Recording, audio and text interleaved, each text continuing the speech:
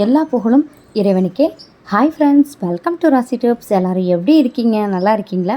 எல்லா நாளும் இனிய நாளாக அமைவதற்கு என்னோடய வாழ்த்துக்கள். இன்றைக்கி நம்ம ராசி டிப்ஸ் சேனலில் பார்க்க போகிற வீடியோ என்னென்னு பார்த்தீங்கன்னா, ஒரு சட்னி ரெசிபி தான் பார்க்க போகிறோம். சிம்பிளாக ஈஸியாகவே அரைக்கக்கூடிய ஒரு சூப்பரான சட்னி, டேஸ்ட்டான சட்னி. கண்டிப்பாக இந்த சட்னி ட்ரை பண்ணி பாருங்கள். இப்போ இந்த சட்னி எப்படி அரைக்கிறது அப்படிங்கிறத பார்க்கலாம். அதுக்கு முன்னாடி நீங்கள் இன்னும் நம்ம ராசி டிப்ஸ் சேனலை சப்ஸ்கிரைப் பண்ணாமல் தான் சப்ஸ்கிரைப் பண்ணிட்டு மறக்காமல் பக்கத்தில் இருக்க பெல் ஐக்கானை கிளிக் பண்ணிடுங்க. அப்போ தான் தினம் நான் அப்டேட் பண்ணக்கூடிய வீடியோஸ் உங்களுக்கு உடனுக்குடன் நோட்டிஃபிகேஷன் வரும். இப்போ வாங்க ஃப்ரெண்ட்ஸ், வீடியோக்குள்ளே போகலாம். இன்றைக்கி சட்னி அரைக்கிறதுக்காக நான் பார்த்தீங்கன்னா தேங்காய் தான் எடுத்திருக்கேன். தேங்காவை அதிகபட்ச பேர் சட்னிக்கு யூஸ் பண்ணும்போது துருவிட்டு தான் யூஸ் பண்ணுவாங்க. அதில் நீங்கள் எத்தனை பேர் துருவிட்டு யூஸ் பண்ணுவீங்க அப்படிங்கிறத மறக்காமல் என்னோட கமெண்ட் பாக்ஸில் ஷேர் பண்ணிக்கோங்க. ஆனால் நான் இன்றைக்கி பார்த்தீங்கன்னா தேங்காவை துருவாமல் இந்த மாதிரி அரை மூடி தேங்காவை கீறிட்டு எடுத்திருக்கேன். இந்த கீறிட்டு வச்சுருக்கதையுமே இந்த மாதிரி கட் பண்ணிவிட்டு வச்சுக்கோங்க. இப்படி பண்ணும்போது டைம் ரொம்பவே சேவிங்காக இருக்கும்.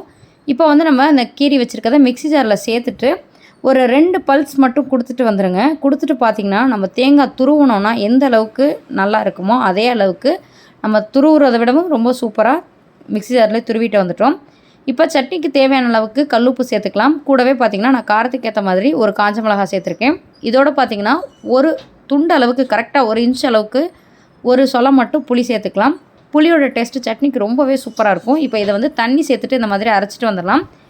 இதை நீங்கள் துவையலாகவும் எடுத்துக்கலாம். துவையலாக எடுத்துக்கிறீங்க அப்படின்னா தண்ணியோட அளவு கம்மி பண்ணிவிட்டு கொஞ்சம் திக்காக கெட்டியாக அரைச்சிட்டிங்க அப்படின்னா சாதத்தோடு சாப்பிடும்போது ரொம்பவே சூப்பராக இருக்கும். ஆனால் இன்றைக்கி நம்ம பார்த்திங்கன்னா இட்லி தோசைக்காக எடுக்கிறதுனால மிக்ஸி ஜாரை அலசிட்டு கொஞ்சம் சட்னிக்கு தேவையான அளவுக்கு தண்ணி கலந்து நல்லா சட்னியை கூட்டிகிட்டு வச்சுக்கலாம். இப்போ பார்த்தீங்கன்னா ரொம்பவே சிம்பிளாக ஈஸியாக டக்குன்னு ரெடி பண்ணியாச்சு சட்னி. கண்டிப்பாக இந்த மாதிரி நீங்களும் ட்ரை பண்ணி பாருங்கள். இதுக்கு ஒரு தாளிப்பு மட்டும் கொடுத்துடலாம். அதுக்கு நார்மலாக நம்ம எப்போதும் தாளிக்கிற மாதிரி கடுகு, கருவேப்பிலை, வரமிளகாய் எல்லாம் போட்டு தாளித்து சட்னியில் சேர்த்துருங்க. இப்போ சூடான இட்லி தோசையோட இந்த சட்னியை சர்வ் பண்ணி சாப்பிட்டு பாருங்கள்.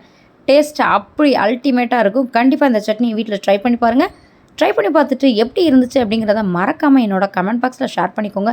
வீடியோ பிடிச்சினா வீடியோ லைக் பண்ணுங்கள். உங்கள் ஃப்ரெண்ட்ஸ் அண்ட் ஃபேமிலியோட ஷேர் பண்ணுங்கள். தேங்க்யூ.